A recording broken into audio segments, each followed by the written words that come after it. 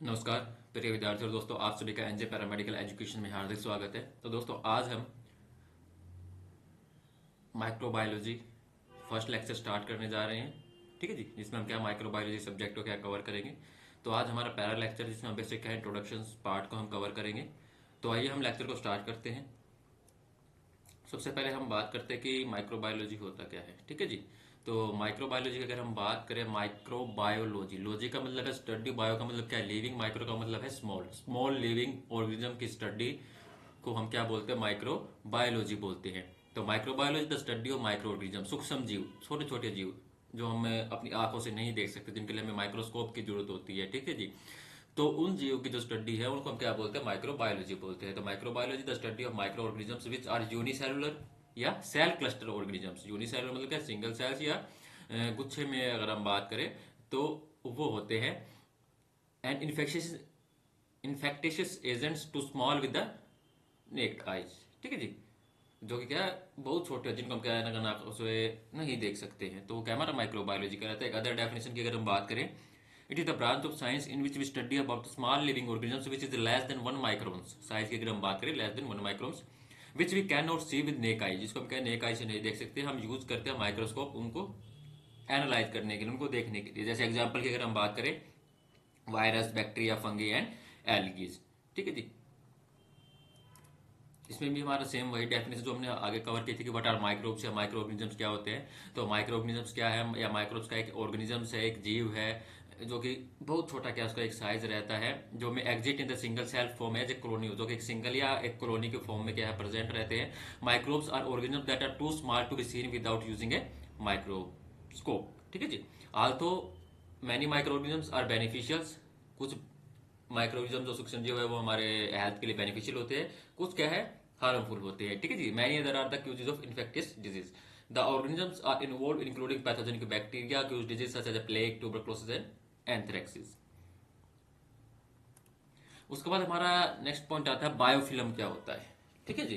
तो बायोफिल्म की अगर हम बात करें तो biofilm are a collective of one or more type of micro organisms that can grow on many different surfaces. ठीक है जी। तो बायोफिल्म क्या है, एक से ज्यादा सूक्ष्म जीवों का एक समूह है। ठीक है जी। जो कि क्या है डिफरेंट डिफरेंट स्पेस पर क्या है ग्रो करता है। Micro organisms that form biofilm include bacteria, fungi and protist. ठीक है जी। तो जो बायोफिल्म जो बनाने वाले जो माइक्रो ऑर्गेनिजम्स है वो कौन कौन से है, बैक्टीरिया, फंगी, प्रोटिस्ट। नेक्स्ट हम बात करें biofilm form when certain micro organisms adhere to the surface of some object in the moist environment and begin to reproduce। तो एक बायोफिल्म कब बनता है, जब जो माइक्रोऑर्गेनिजम्स क्या है, जब मोइस्ट इन्वायरमेंट होता है तो उस टाइम पर क्या है, जो सरफेस पर क्या है ये रिप्रोडक्शन करते हैं। अगर हम बात करें, रिप्रोड्यूस होते हैं, उनका प्रजनन होता है, ये बढ़ते हैं, ग्रो करते हैं। ठीक है जी। तो the microorganisms form an attachment to the surface of the object by secreting a slimy glue like substance. ठीक है जी। तो फिर क्या है, सरफेस पर जब ग्रो करते हैं तो वहां पर क्या है, एक सिक्रेटिंग एक स्लिमी ग्लू लाइक सब्सटेंस को क्या है उस सरफेस पर क्या है सिक्रेट करते हैं, जिससे कि क्या फिर वो एज ए कॉलोनी फॉर्म में क्या वो ग्रो होने लगते हैं। तो बायोफिल्म क्या करते हैं, ये क्या है फूडबोर्न डिजीज क्या प्रोड्यूस करते हैं, because they have colonise the surface of food. जैसे किसी भी फूड पर कोई भी एक बायोफिल्म की अगर हम बात करें, कोई भी बैक्टीरिया, फंगी अगर वो चला जाता है फूड सरफेस पर, तो वहां पर क्या है वो क्या है ग्रो होने लगता है। ठीक है जी। And surface of food and food borne equipments. ठीक है जी। तो ये तक क्या है हमारा बायोफिल्म कहलाता है। तो बायोफिल्म क्या है, एक वो फिल्म्स है, या अगर हम बात करें वो माइक्रो ऑर्गेनिजम्स जैसे बैक्टीरिया, फंगी, प्रोटिस्ट, जो कि किसी सरफेस पर जाकर अपना क्या है एक स्लीमी ग्लू लाइक सब्सटेंस को सिक्रेट करते हैं, उस सरफेस पर अटैच होकर, और वहां से फिर क्या वो ग्रो होना स्टार्ट करते हैं, जिससे कि क्या वो डिजीज या इन्फेक्शन क्या है क्योज करते हैं। जैसे नीचे दिखाया है किस तरह से क्या है जो बायोफिल्म्स क्या है बनते हैं। ये यहाँ पर जो दिखाया गया ये आपको क्या है जो माइक्रो ऑर्गेनिजम्स है। ठीक है जी। फ्री फ्लोटिंग सेल्स जो अगर हम बात करें, जो एक सरफेस से क्या अटैक होती है, उसके बाद एक सिंगल लेयर बनाती है, सिंगल लेयर के बाद उनके अंदर जो हमने बात करी थी कि एक सिक्रेट सब्सटेंस होता है स्लीमी ग्लू लाइक, वो सिक्रेट होता है, फिर ये मल्टीपल लेयर बन जाती है। ठीक है जी। मल्टीपल लेयर ऑफ सेल बनने के बाद ये ग्रो होती है। उसके बाद क्या है मैच्योर फॉर्मेशन में क्या है ये बन जाती है, कम्युनिटी बन जाती है सेल की, तो क्या हमारा बायोफिल्म कहलाता है। अब हम बात करें क्लासिफिकेशन ऑफ माइक्रोऑर्गेनिजम्स की। माइक्रोऑर्गेनिजम्स हमारे कितने टाइप के होते हैं, दो सेल टाइप के होते हैं, acellular and cellulars. Acellular microorganisms क्या होते हैं, जिनके अंदर क्या cell does not develop properly. ठीक है जी। तो सेल्स के अंदर क्या है, पूरी तरह से जो है डेवलप नहीं होती है। जैसे एग्जाम्पल की अगर हम बात करें वायरस। उसके बाद दूसरा अगर हम बात करते हैं सेलुलर। सेलुलर का मतलब क्या है, जिसके अंदर क्या है, तो सेल्स के अंदर जितने भी जो हमें प्रॉपर जो चीजें होनी चाहिए वो पूरी तरह से क्या है, वो डेवलप होते हैं। वो क्या, हमारा सेलुलर माइक्रो ऑर्गेनिज्म है। उसके अंदर हमारे दो आते हैं, इकैरियोट एंड प्रोकैरियोट। यूकैरियोट क्या होता है, this cells in which cell membrane nucleus their organelles are fully developed. ठीक है जी। यूकैरियोट सेलुलर माइक्रोऑर्गेनिज्म्स वो है जिनके अंदर क्या है, जो सेल्स है पूरी तरह से क्या डेवलप होती है, उनके अंदर पूरी तरह से मेम्ब्रेन बनी होती है, उसके अंदर न्यूक्लियस प्रेजेंट रहता है और अदर जो ऑर्गेनल्स होने चाहिए वो क्या प्रेजेंट रहते हैं, जैसे फंगी, एल्गी। दूसरा अगर हम बात करें प्रोकैरियोट, तो प्रोकैरियोट के अंदर हम बात करें तो वो सेल जिनके अंदर सेल मेम्ब्रेन होती है but nucleus membrane does not develop. ठीक है जी। तो प्रोकैरियोट के अंदर क्या है, तो न्यूक्लियस जो मेम्ब्रेन है वो क्या है, डेवलप नहीं होते, और कुछ जो ऑर्गेनल्स है वो भी क्या है, डेवलप नहीं होते, जैसे बैक्टीरिया एंड प्रोटोजोआ। ठीक है जी। ये स्ट्रक्चर दिया गया प्रोकैरियोटिक सेल और यूकैरियोटिक सेल्स का। उसके बाद हम बात कर देंगे हिस्ट्री ऑफ माइक्रोबायोलॉजीज। ठीक है जी। कौन कौन से जो साइंटिस्ट हुए जिन्होंने क्या है, माइक्रोबायोलॉजी के अंदर क्या अपना योगदान दिया, जो हिस्ट्री, जो इन्वेंशन किए। ठीक है जी। तो सबसे पहले आता है हमारा एंटोनी वेन ल्यूनोक। ठीक है जी। जो जो फर्स्ट पर्सन थे जिन्होंने क्या है, invented microscope and discovered the microbial world. ठीक है जी। जिन्होंने क्या, माइक्रोस्कोप का आविष्कार किया था और माइक्रोबियल वर्ल्ड को डिस्कवर किया था। यही जो फर्स्ट साइंटिस्ट है जिन्होंने क्या है, माइक्रोब्स, जो लिविंग माइक्रोब्स है उसको क्या ऑब्जर्व किया था, जो पहले साइंटिस्ट है वो कौन थे, एंटोन वेन ल्यूनेक, जिन्होंने क्या माइक्रोब्स को ऑब्जर्व किया था, लिविंग माइक्रोब्स को। तो Leeuwenhoek microscope has single lens magnified. जब उन्होंने जो माइक्रोस्कोप जो इन्वेंटेड किया था उस समय पर एक सिंगल लेंस जो मैग्नीफाइड जो माइक्रोस्कोप का डिस्कवर किया गया था, जिसकी मैग्निफिकेशन की अगर हम बात करें 50 to 300x जो इसकी मैग्निफिकेशन थी। ठीक है जी। And in 1674 to 1723 he wrote a series of papers describing his observation of bacteria, algae, protozoa and fungi. तो 1674 से 1723 तक उन्होंने क्या है कि सीरीज पेपर लिखे, जिसके अंदर क्या है, उन्होंने बैक्टीरिया, एल्गी, प्रोटोजोआ और जो फंगी है उसके जो ऑब्जर्वेशन है, उसकी जो स्टडी की अगर हम बात करें तो उसको क्या है, उसमें डिस्क्राइब किया था इन्होंने। उसके बाद नेक्स्ट साइंटिस्ट आते हैं हमारे लुईस पास्चर, जिनको हम क्या बोलते हैं, फादर ऑफ माइक्रोबायोलॉजी बोलते हैं, जिनका कंट्रीब्यूशन था development of microbiology as separate scientific discipline. दूसरा हम इनको जर्म थ्योरी का जो फाउंडर भी बोलते हैं, is founder of germ theory of disease as he visualise the disease are caused by micro organisms. तो इन्होंने क्या है, जो डिजीज जो एनालाइज किया था कि जो हमारी डिजीज होती है वो किन माइक्रो ऑर्गेनिजम्स के कारण हमारी होती है। इन्होंने क्या डिफ्रेंशिएट किया था एरोबिक और एनारोबिक बैक्टीरिया को भी। ठीक है जी। ये differentiate between aerobic and anaerobic bacteria and coin the term anaerobic to refer to the organisms that do not require oxygen for growth। ठीक है जी। उसके बाद नेक्स्ट अगर हम बात करें पास्चराइजेशन, लुईस पास्चर ने जो पास्चराइजेशन टेक्निक है उसके बारे में जो पता लगाया था। तो पास्चराइजेशन की अगर हम बात करें, to prevent the storing of wine or to fight against disease of wine he discovered the pasteurisation process. तो लुईस पास्चर थे जिन्होंने क्या पास्चराइजेशन जो प्रोसेस है उसको क्या है, डिस्कवर किया था।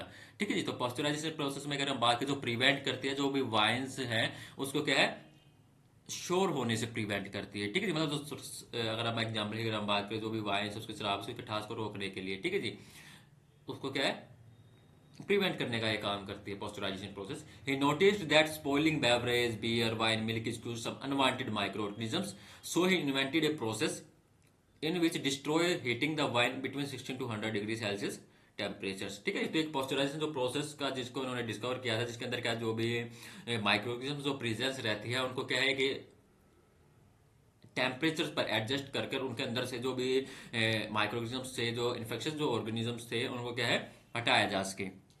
उसके बाद नेक्स्ट हम बात करते हैं रैबिज। तो रैबिज की अगर हम बात करें तो Louis Pasteur first produce the vaccine of a rabies virus. He produce it by growing its in rabbit and then weak it brine the affected nerve tissues. ठीक है जी। दूसरा इन्होंने क्या था, एक स्टेरिलाइजर इक्विपमेंट जो अगर हम बात करें उसको भी डिस्कवर किया था।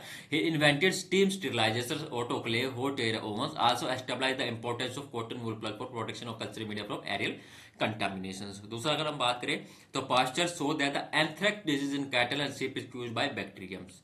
He cultivated anthrax organism in sterile east water and saw that this culture can produce disease when inoculated to healthy animals। ठीक है जी। तो लुईस पास्चर थे जिन्होंने क्या पता लगाया था कि जो एंथ्रेक्स जो डिजीज है वो किस बैक्टीरियम के थ्रू क्या कॉज होती है। दूसरा अगर हम बात करें, he develop a live attenuated anthrax vaccine. ठीक है जी। इन्होंने क्या है, जो एंथ्रेक्स जो वैक्सीन है उसको भी क्या है डेवलप किया था, incubation at 40 to 50 degree Celsius 42, and it protect animal against anthrax. उसके बाद नेक्स्ट हमारे साइंटिस्ट आते हैं रॉबर्ट कोच। तो रॉबर्ट कोच क्या है, जो कि एक जर्मन कंट्री डॉक्टर से who later become the professor of hygiene and director of institute of infective disease at Berlin. इनको हम क्या बोलते हैं, फादर ऑफ प्रैक्टिकल बैक्टीरियोलॉजी क्या हम इनको बोलते हैं, ठीक है जी। He discovered tubercle bacillus which is popularly called as a Koch bacillus, ठीक है जी। जिन्होंने क्या है, जो माइकोबैक्टीरियम ट्यूबरकुलोसिस जो हमारा किस के द्वारा होता है, तो उसका पता लगाया था। दूसरा क्या है, इन्होंने कोलेरिया जो डिजीज होती है उसके कोजेटिव एजेंट को डिस्कवर किया था, जिसका अगर हम बात करें विब्रियो कोलेरा, ठीक है जी। He discovered vibrio cholera the causative agent of cholera disease, जो हैजा हम बोलते हैं, ठीक है जी। उसके बाद अगर हम बात करें, Koch did a series of experiment to fulfil the criteria led by the teacher Henle to establish the positive role between the particular microorganisms and the particular disease. They are properly known as a Koch postulates, ठीक है जी। तो इन्होंने क्या है, coach postulate क्या है, एक थ्योरी क्या है, इनको भी क्या है डिस्कवर किया था। Koch develop staining technique to examine human tissues and he introduce staining technique by preparing dyed glass slide stain and aniline dyed for producing a better contrast under a microscope. दूसरा ने एक staining technique है, उसको भी क्या develop किया है, जिसके अंदर क्या है, जो भी ह्यूमन टिश्यूज है उनको क्या है प्रॉपरली क्या उनको एग्जामिन कर सके।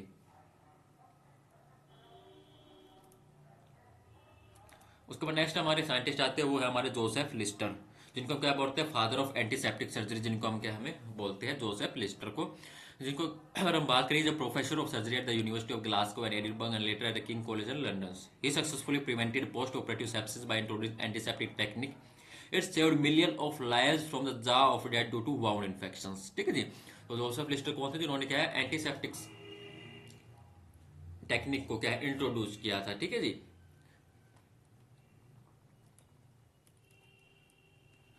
दूसरा अगर हम पॉइंट बात करें, he choose carbolic acids, he choose carbolic acids like phenols used as spray at the wound during surgeries, ठीक है जी। तो उस टाइम पर क्या है, ऐसे कार्बोलिक एसिड्स जो क्या यूज करते थे ड्यूरिंग वाउंड या surgery. He applied dressing soak in carbolic acid on wound and result they were marked reduction of post operative sepsis, wound inflammation and suppurations, ठीक है जी।